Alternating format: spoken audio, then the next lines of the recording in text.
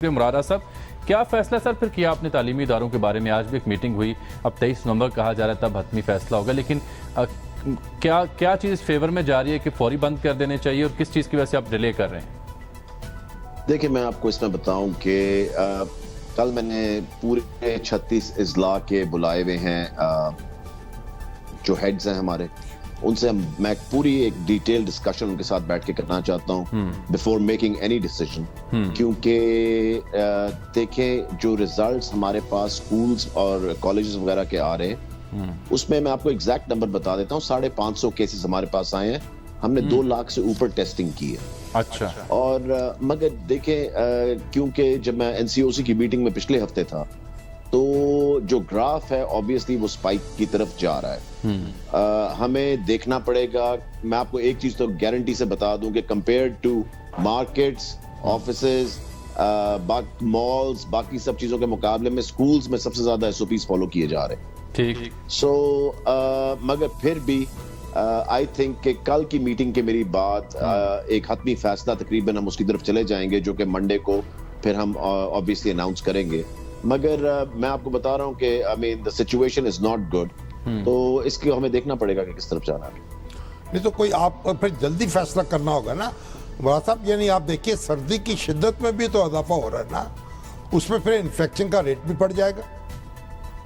जी बिल्कुल, आप ठीक कह रहे हैं, क्योंकि जो फैसला है इंशाल्लाह ताला शामी साहब, इट विल बी डन इंशाल्लाह ताला by Monday with in the next 3 or 4 days।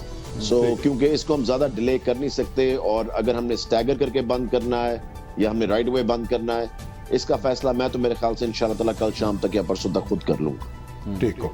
तो फिर अगर जल्द बंद करने की सूरत पेश आती है तो फिर क्या आप गर्मियों की छुट्टियां कम कर देंगे? क्या आप स्केड्यूल क्या होगा तालीमी साल का? देखिए, मैं आपको एक चीज बताऊं, छुट्टियों के तो मैं बिल्कुल खिलाफ था। मैं तो दिसंबर की छुट्टियां भी नहीं देना चाह रहा था। ठीक। मगर क्योंकि पहले ही बच्चों की 6 महीने छुट्टियां हो चुकी हुई हैं, मगर हालात ऐसे बन गए हैं कि हमें देखना पड़ेगा सीरियसली किस तरफ जाना है। मगर अगर हमें अभी छुट्टियां देनी पड़ी तो एब्सोल्युटली समर की छुट्टियां तो फिर हमें स्किप करनी पड़ेंगी। ठीक। उस वक्त तक हालात भी कुछ बेहतर हो जाएंगे गर्मी में, और फिर वैक्सीन भी इंशाल्लाह कोई आ जाएगी। तो देखें ना, सबसे ज्यादा जो शामी साहब हम बैंक कर रहे हैं कि इंशाल्लाह ताला एक तो हालात बेहतर होंगे, ऊपर से वैक्सीन के आने के चांस बहुत ज्यादा हैं तब तक। सो इसलिए मेरे ख्याल से कि हम इजीली समर की छुट्टियां जो हैं वो स्किप कर सकते हैं। ठीक। और जो ऑनलाइन का निज़ाम तालीम है, वो फैसला आपने प्योरली स्कूलों पर, उनकी इंतजामिया पर छोड़ा हुआ है? उस सिलसिले में भी सरकार की कोई गाइडेंस है? एक बड़ा ही मुश्किल चीज है, मैं आपको जरा थोड़ा सा इस पे बताऊं।